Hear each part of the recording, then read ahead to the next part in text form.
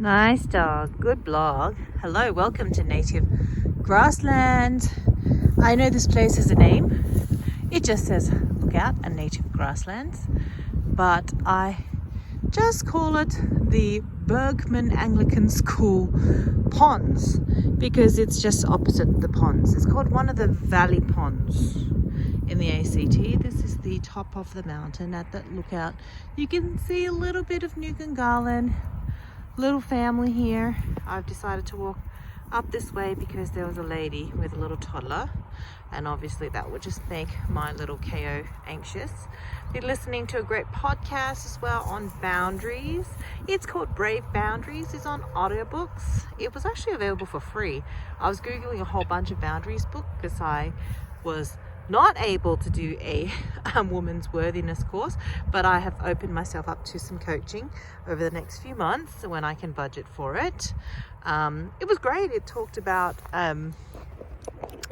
respects for our well-being and the boundaries we need to apply to protect ourselves, to keep our energy well-being within, as opposed to over-expanding and over exhausting ourselves. And I like putting this on the blog because after all, at Sensible Hyper Mama's Palms, I'm hyper, and I always thought I was Superwoman. I was a single parent. I am a single parent, and I, like the book said, bombard and burden all the domestic responsibilities for child rearing, housekeeping, and bringing on home the bacon, working on weekends. Initially I used to work 6 days as well, and I used to wonder how I couldn't get anything done, and I had to buy food all the time, and food was rotten in the fridge because I couldn't get through it all. Laundry wasn't done, domestic duties, garbage wasn't taken out, children weren't dropped to school on time, or daycare on time. So it's a great book. I'd like to recommend it to people to read if they are a bit of a hyper mama and they take things on. Today is part of my spa day, so that's why you see me at these beautiful locations, panning out here.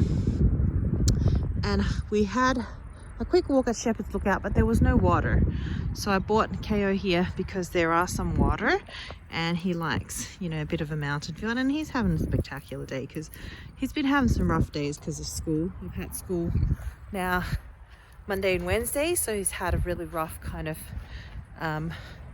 non-sunshine walk. He just kind of walks in the dark, and I just kind of want to make it up to him because on the weekends he also has these horrible days where he has to wait for me for like 12 hours and barely get a proper walk other than the mornings and then in the evenings. So again, domesticated duties comes to the mother, right? I'm responsible for his well-being, and that's what I'm doing for him. One thing that I wanted to share about what the lady wrote in the book, and she's a doctor, by the way, an anesthesiologist, I think she calls herself.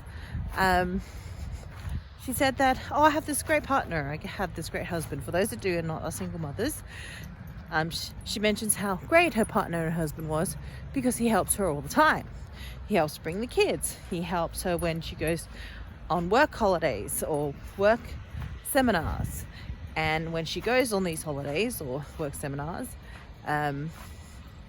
he takes on the additional responsibilities because he's helping her. And the therapist mentioned that, do you know that you've fallen into the trap of thinking that you have the primary responsibility of the domestic household and your partner is just helping you, and that you were being saved and being rescued by the fact that he was helping you?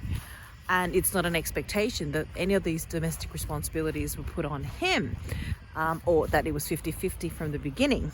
So she had this great quote that we as women are allowed to have jobs as long as the garbage gets taken out and the food is made and the laundry is cleaned, right? And it was just such a good double standard expectation because you would never expect all that from a man. I'm sorry if men are listening and they're single dads and they do all this stuff. And do carry all the domestic responsibilities of the house. But it was a great book. and it is a great book, and I'm going to finish reading it and give you a few more great insights when I get them, as I get them. So I'm going to try to find my dog. We're here just outside Auto Group. I've spoken to my lawyer. We're soon to get hold of the Jimny and get hold of my BDM certificate of name change, so Super will release my funds. But this is it for today from the Gungahlin, I guess, restorative balance. Hello son, you're in the swamp. That's why I brought you here. It is the Gungahlin Bergman Anglican School ponds in on Gundaroo Drive. So catch you next time on vlog. Signing off. Sensible Hyper Mama's Pass. That's all, folks.